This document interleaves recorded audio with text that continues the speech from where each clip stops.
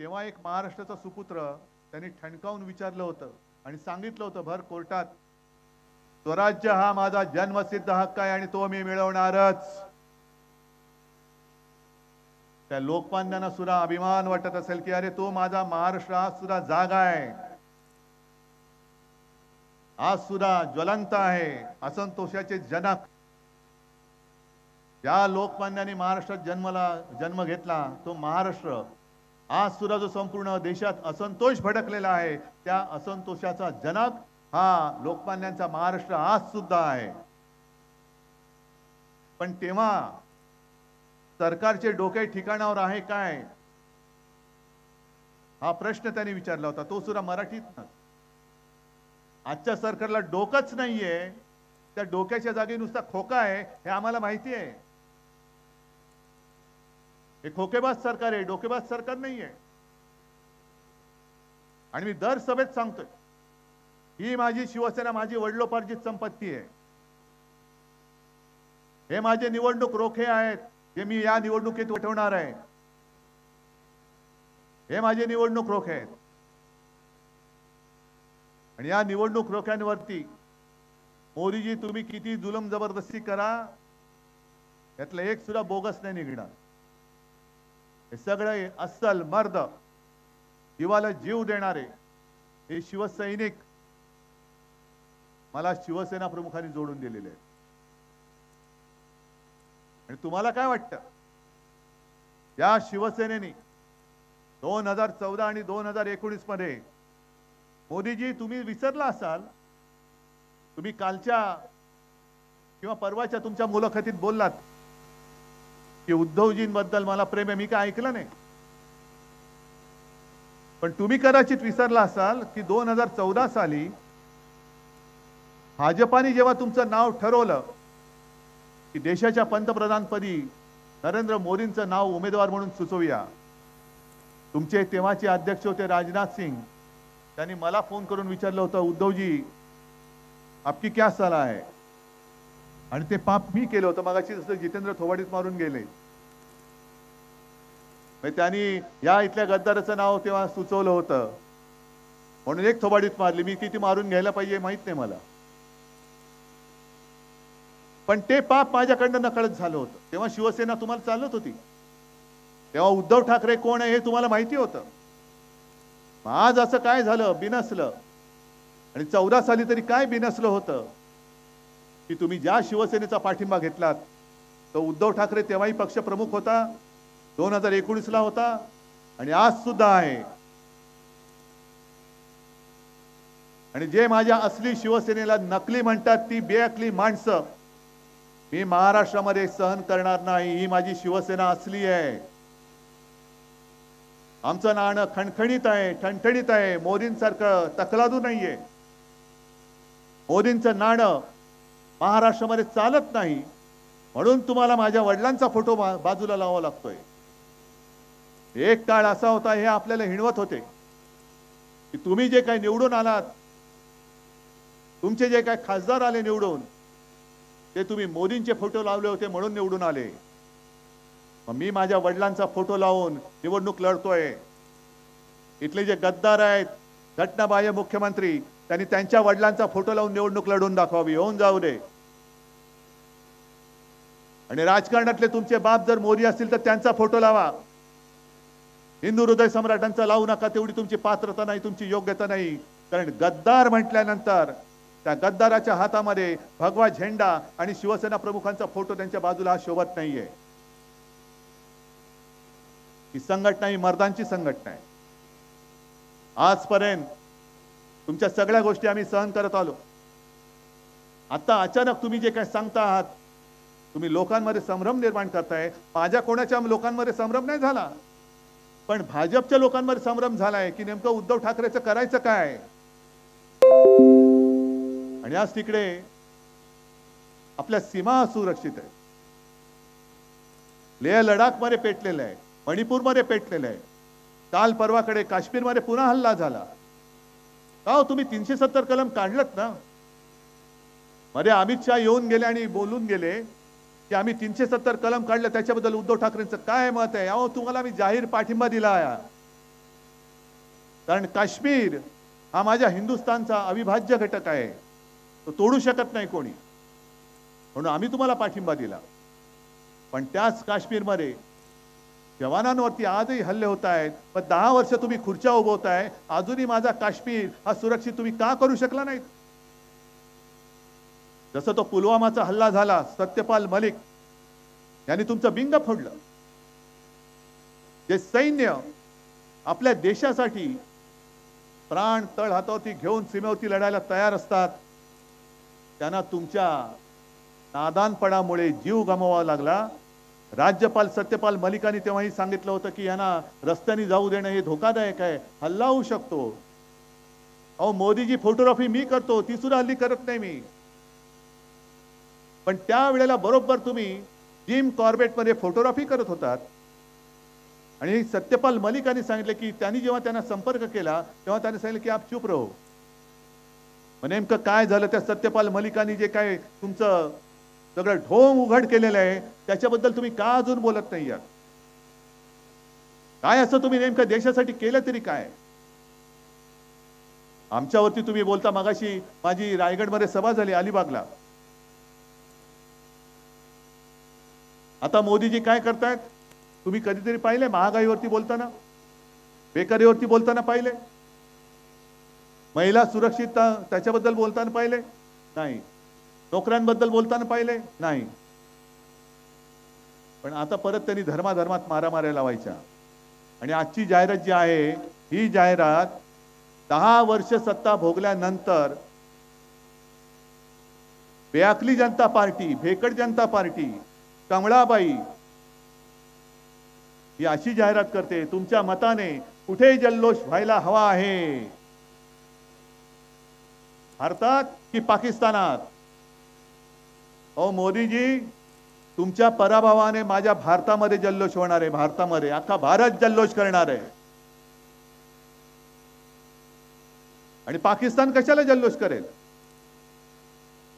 कदाचित असा त्याचा अर्थ असेल की भाजपला मत दिलं तर पाकिस्तानात जल्लोष होईल. कारण नवाज शरीफचा वाढदिवसाचा केक खायला न बोलवता कोण गेलं होतं? कोण गेलं होतं?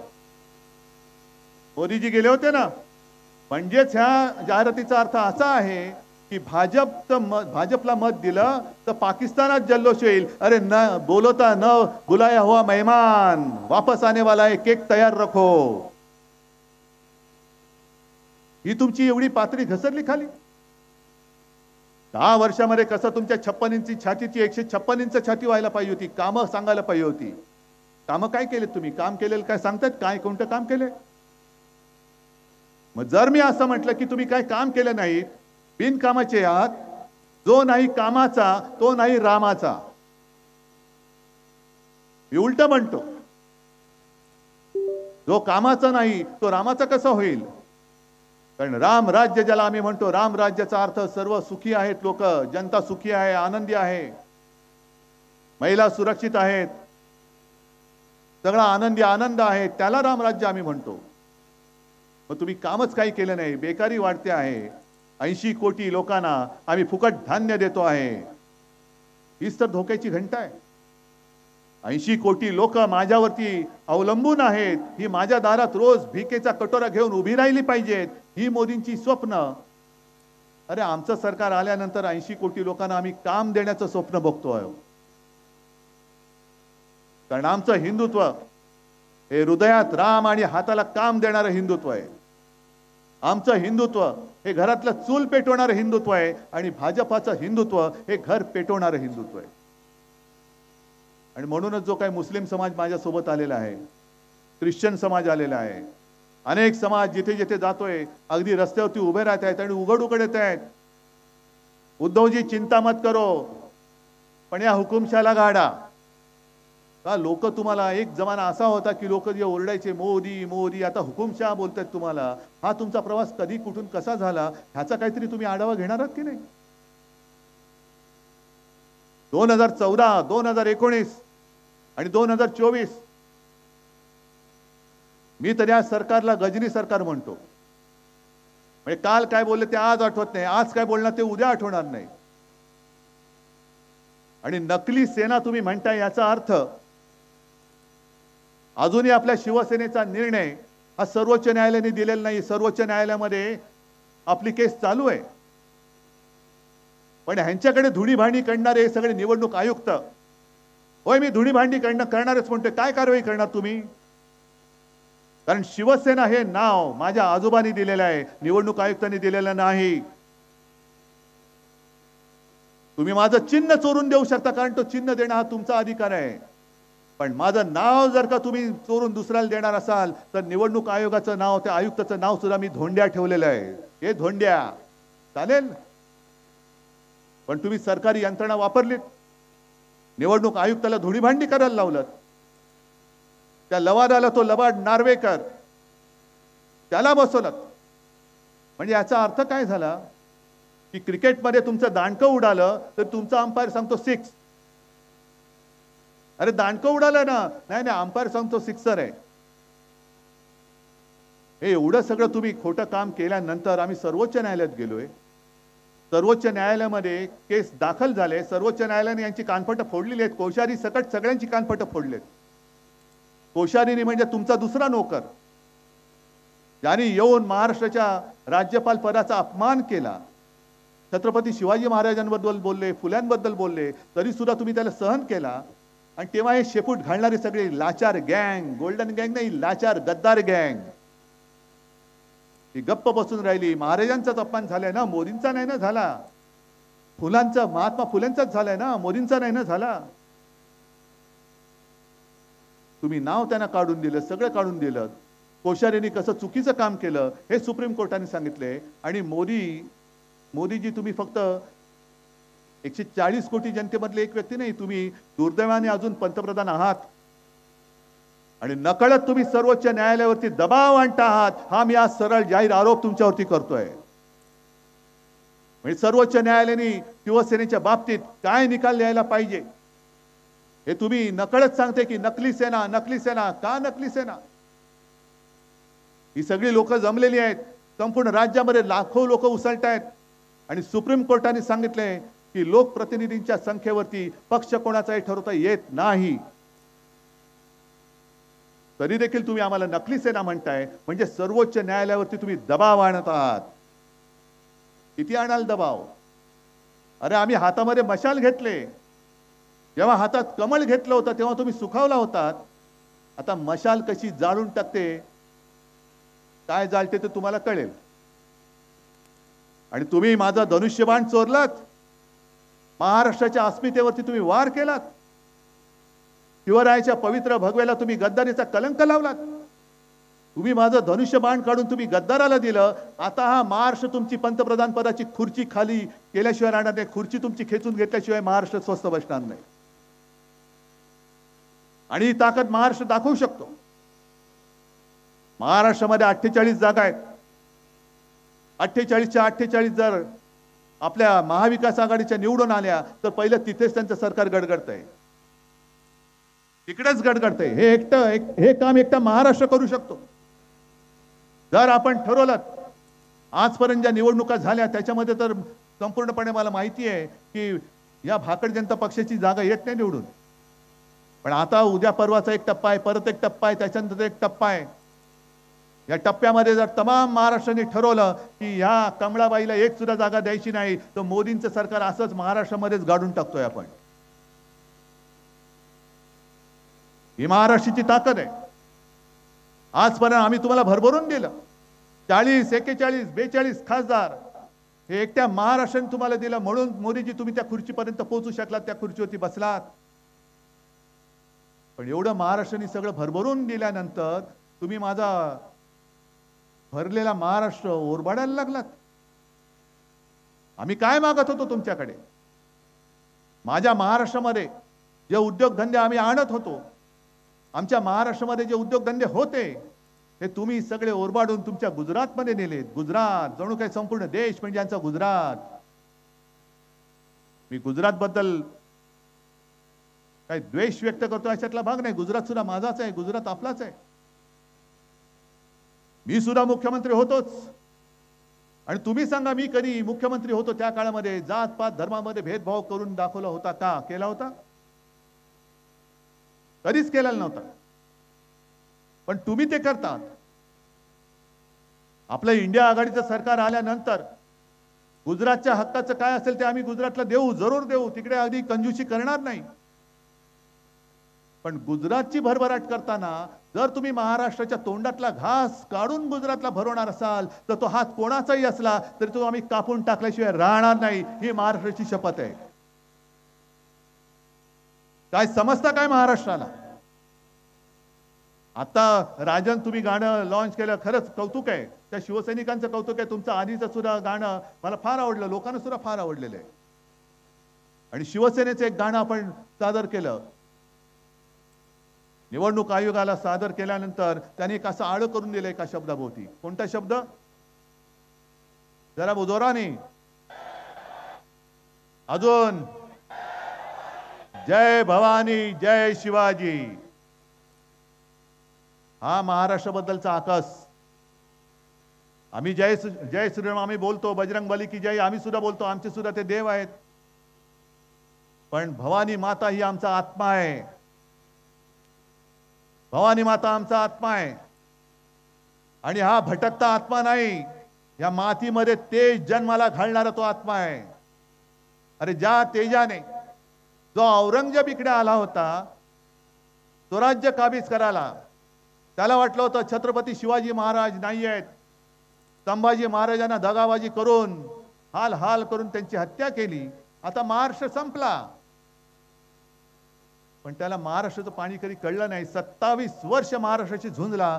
आग्र्यावरनं जो आला 27 वर्षात महाराष्ट्रामध्ये राहिला. पुन्हा त्यांनी आग्रा कधी पाहिला नाही. हे महाराष्ट्राचं वैशिष्ट्य आहे.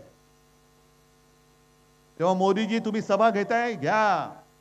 माझं तर म्हणणं आहे 27 सभा घ्या, 270 सभा घ्या, 400 पार सभा घ्या आणि महाराष्ट्र जिंकून दाखवा. या 400 पार सभा महाराष्ट्रामध्ये घ्या. गल्ली बोळामध्ये जा. अगदी या मैदानात येऊन सुद्धा सभा घ्या आणि महाराष्ट्र जिंकून दाखवा. महाराष्ट्र एक तर कोणावरती वार करत नाही. कोणी प्रेमाने मिठी मारली तर तो सुद्धा प्रेमाने आलिंगन देतो. पण जर का महाराष्ट्राच्या पाठीत वार झाला तर महाराष्ट्र वाघ नख बाहेर काढल्याशिवाय राहत नाही. ही माझी वाघ नख आज महाराष्ट्रामध्ये बाहेर काढलेली आहे. ही वाघ नख आहेत. एक तर तुम्ही कामाच्या नावाने संपूर्ण ठणठणाट केला, कुटुंब फोडली, पक्ष फोडलेत. काय केलं काय तुम्ही? कोरोना काळामध्ये जे काम महाराष्ट्राने केलं, माझं नाव मुख्यमंत्री नंबर 1 म्हणून झालं, ते माझ्यामुळे नाही तुमच्यामुळे झालं आणि शासन यंत्रणेमुळे झालं. तुम्ही सगळ्यांनी सहकार्य केलं म्हणून संपूर्ण देशात महाराष्ट्राच्या मुख्यमंत्र्याचा नंबर 1 होता. आणि महाराष्ट्र इकडे कोरोनाशी लढत असताना तुम्ही टीव्हीवर यायचे, दिवे लावा, ताट बडवा, कोलांट्या उड्या मारा, बेडूक उड्या मारा, घरंगळत जा, हे असे चाळे. अरे संपूर्ण जग हसत होतं की हे मोठं संकट आल्यानंतर एका देशाचा पंतप्रधान थाळ्या बडवायला सांगतोय. मोदीजी जेव्हा तुम्ही रिकाम्या थाळ्या बडवायला सांगत होता तेव्हा मी मुख्यमंत्री म्हणून इथल्या माझ्या गोरगरिबाला 10 रुपयामध्ये भरलेली थाळी शिवभोजन म्हणून देत होतो.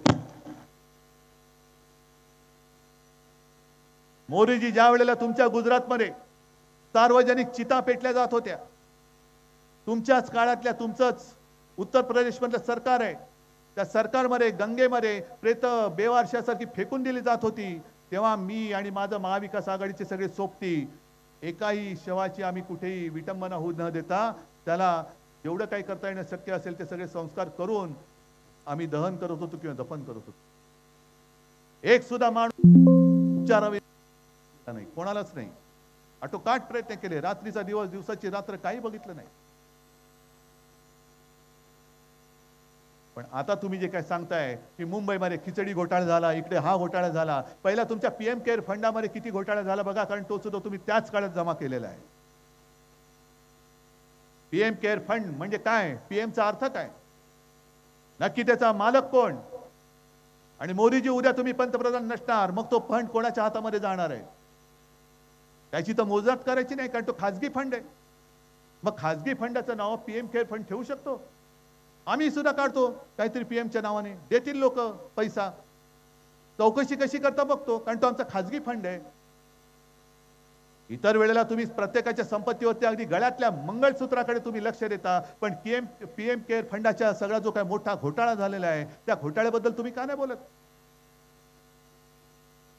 तुम्हाला सगळ्यांना जे काय घाबरवलं जात आहे की तुमची संपत्ती ज्याला मुलं जास्त होणार त्याच्यामध्ये वाटून टाकणार. संजय बाकीच्या उद्योगपतींचं सोडा, ह्या पीएम केअर फंडामधले जमलेले पैसे जरी गरिबांना वाटले तरी यांच्या खात्यामध्ये कितीतरी लाख रुपये येतील.